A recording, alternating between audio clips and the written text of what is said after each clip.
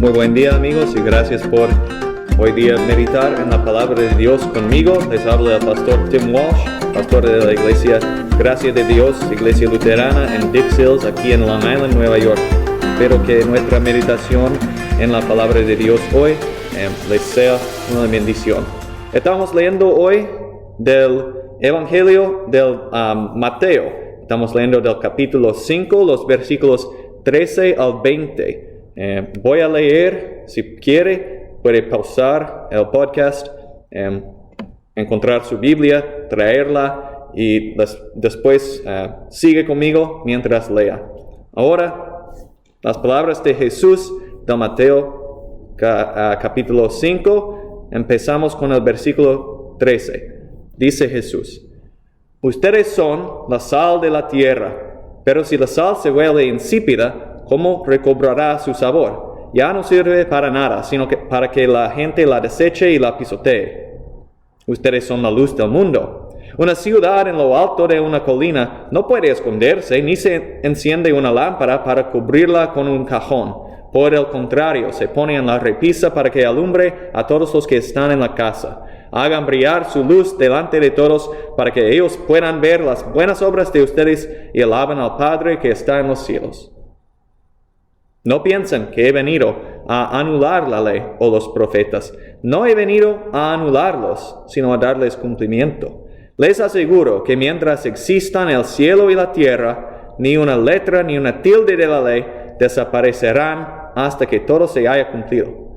Todo el que infrinja uno solo de estos mandamientos, por pequeño que sea, y enseñe a otros a hacer lo mismo, será considerado el más pequeño en el reino de los cielos. Pero el que los practique y enseñe será considerado grande en el reino de los cielos.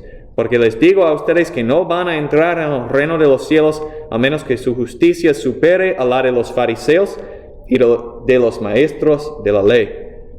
Aquí hemos terminado la sección que vamos a leer de las palabras de Jesucristo, nuestro Señor. Amén. Pensemos un momento en lo que está diciendo Jesús.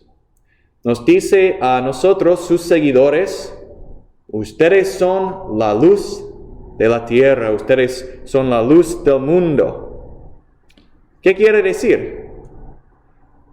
Bueno, primero vamos a recordar que Jesús está hablando aquí, este sermón en el monte.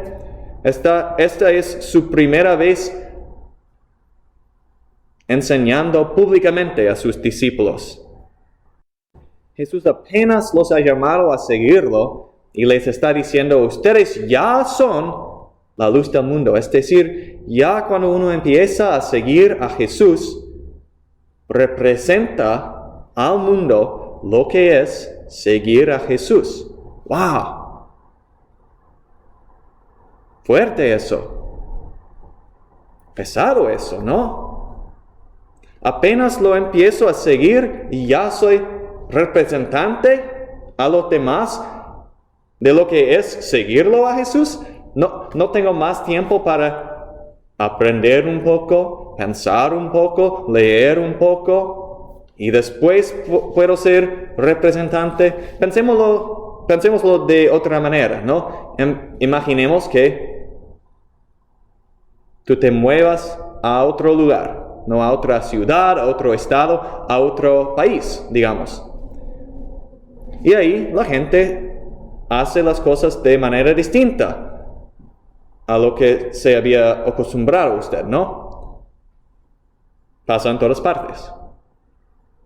Pero cuando uno se mueve a este nuevo lugar donde la gente se hace las cosas de manera distinta, tú te pones inmediatamente un representante de lo que hacen ellos en su país. No tiene sentido.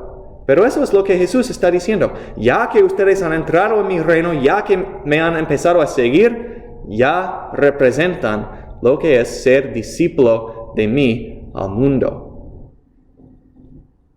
¿Cómo puede ser eso? Porque el último versículo de esta lectura, el versículo 20, escuchamos otra cosa, ¿no? Dijo Jesús: les digo a ustedes que no van a entrar en el reino de los cielos a menos que su justicia supere a la de los fariseos y de los maestros de la ley. Los fariseos y los maestros de la ley eran los ciudadanos buenos de ese entonces. Vivían leyes bien conformadas a la ley. Daban un diezmo de todo, hasta de las cosas que tenían en su cocina. Daban al templo como ofrenda en diezmo. Siempre obedecían la ley de Dios. Siempre cumplían con lo que exigía Dios. Y dice Jesús a sus discípulos: no pueden entrar en mi reino a menos que su justicia no supere a la justicia de los fariseos y los maestros de la ley. Ustedes tienen que tener una justicia mejor, más alta, más profunda, más correcta que los fariseos y los maestros de la ley. ¿Cómo entonces podemos entrar en el reino? ¿Cómo entonces podemos llegar a ser los representantes del reino de Jesús?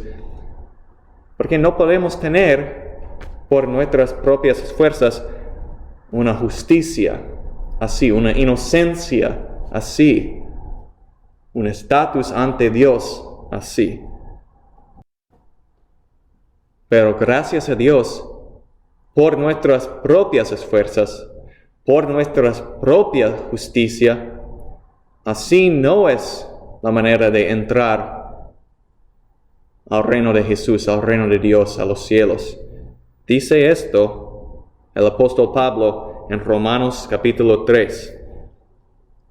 Ahora, sin la mediación de la ley, es decir, sin la obediencia a la ley, se ha manifestado la justicia de Dios, de la que dan testimonio la ley y los profetas. Esta justicia de Dios llega mediante la fe en Jesucristo a todos los que creen. A todo el que cree en Jesús. A todo el que confía en la vida, la resurrección, las promesas de Jesucristo, Dios les da esta justicia que supera a la justicia de los fariseos y los maestros de la ley. Tal como Jesús había dicho, sin una justicia, un estatus de inocencia y obediencia mejor que los fariseos y los maestros de la ley, sin eso no entrarán. Dios nos da ese estatus de inocencia, de obediencia, por Jesucristo, por su Hijo.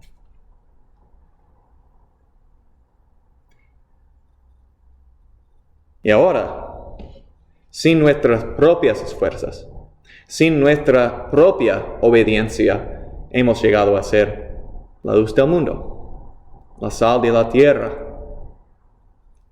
Hay una tensión aquí, ¿no? Sin mi propio esfuerzo, sin mis propias acciones de obediencia, he llegado a ser un miembro del pueblo de Dios. He llegado a ser un representante de su reino. ¡Wow! ¿Qué haré? Bueno, la respuesta es simple, ¿no? Viviré como hijo de Dios. Le daré gracias a Jesucristo, mi Salvador, por mi vida. Simple. En la sección que sigue, que vamos a considerar la semana siguiente, Jesús nos da unas instrucciones específicas, exactas, acerca de eso. Cómo vivir como hijo de Dios, como seguidor suyo. Y vamos a considerar entonces esos versículos que siguen en Mateo 5, la semana que sigue. Pero hoy recordemos eso entonces. Por la misericordia de Dios, somos sus hijos, somos su pueblo. Y ahora vamos a vivir así, Amén.